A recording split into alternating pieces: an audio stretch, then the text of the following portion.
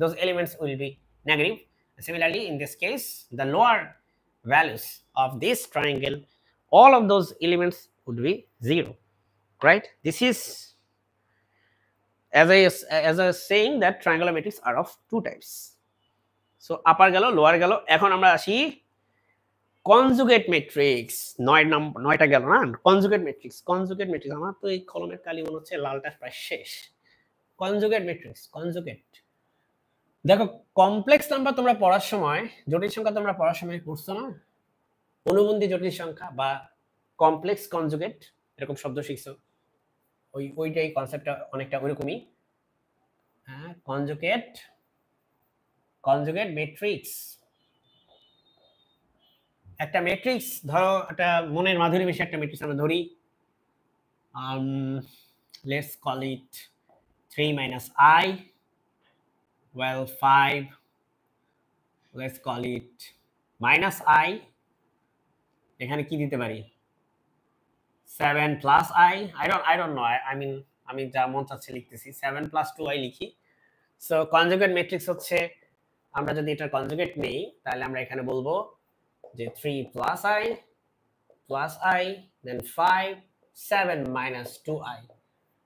I let you ponder about that. কি করলামটা কি এখানে? হ্যাঁ, এখানে করলামটা কি? well এটার একটা চিহ্ন আছে, one is this, another one is this. We just introduce a bar over this whole thing. So you have this complex conjugate where you only change the imaginary part. Okay, we only change the imaginary part in case of a complex number. দেখো, minus I plus I হয়ে গেল, minus I plus I, plus 2I হয়ে গেছে minus 2I, only the complex part. আচ্ছা, যদি এরকম number থাকতো, যদি এরকম let's say we have 3 7 5 2, এটা কমপ্লেক্স নাম্বার, সরি এটা কনজুগেট ম্যাট্রিক্স। আমি কমপ্লেক্স করতেছি কেন বারবার? এটা কনজুগেট ম্যাট্রিক্স হইতো কি 3 7 5 2, এটা কনজুগেট, এটা নিজেই, কারণ কি এটা সবগুলা নাম্বার হচ্ছে রিয়েল নাম্বার। সো এটা basically conjugate matrix in a sense বলা যায় নাই, বা ইন এ সেন্স এটা কনজুগেট ম্যাট্রিক্স সে নিজেই, ঠিক আছে? সো এটা হচ্ছে আমাদের conjugate matrix concept. Well, now that we understand conjugate matrix, let's go to orthogonal matrix. Orthogonal. So a square matrix is called orthogonal matrix if the product of the matrix and transpose of the matrix is equal to identity matrix. That is our last topic of this session, 11 number.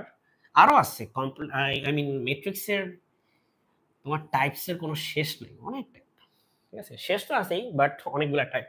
So orthogonal matrix, যেমন আমরা Hermitian matrix নিয়ে আলোচনা করতে পারতাম, ঠিক আছে? So ওগুলো আমরা পরে হয়তো কোনো একটা ভিডিওতে আলোচনা করব। অর্থোগোনাল ম্যাট্রিক্স, আমরা হার্মিশিয়ান ম্যাট্রিক্স আমরা ফিজিক্সে বিশেষ করে কোয়ান্টাম মেকানিক্সে অনেক বেশি ইউজ করি।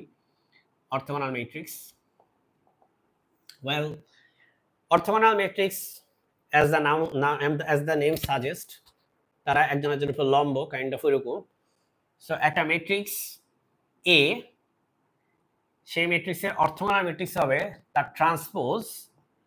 আমরা ট্রান্সপোজ যদি নেই সেই ম্যাট্রিক্সটার, ট্রান্সপোজকে এভাবে লেখা যায় না, আমি একটু আগে আলোচনা করছিলাম, এটা বা এভাবে লেখা যায়। সো বাট এভাবে না, কিন্তু এটা কিন্তু আবার কনজুগেট ম্যাট্রিক্স বোঝায়। সো এভাবে না, এইটা বা এটা যে কোনো একটা ইউজ করো, কোনো সমস্যা নেই। তাহলে দেখো, একটা ম্যাট্রিক্সের ট্রান্সপোজ ম্যাট্রিক্স তুমি নিবা, নিয়ে এই দুইটাকে হচ্ছে তুমি গুণ করবা।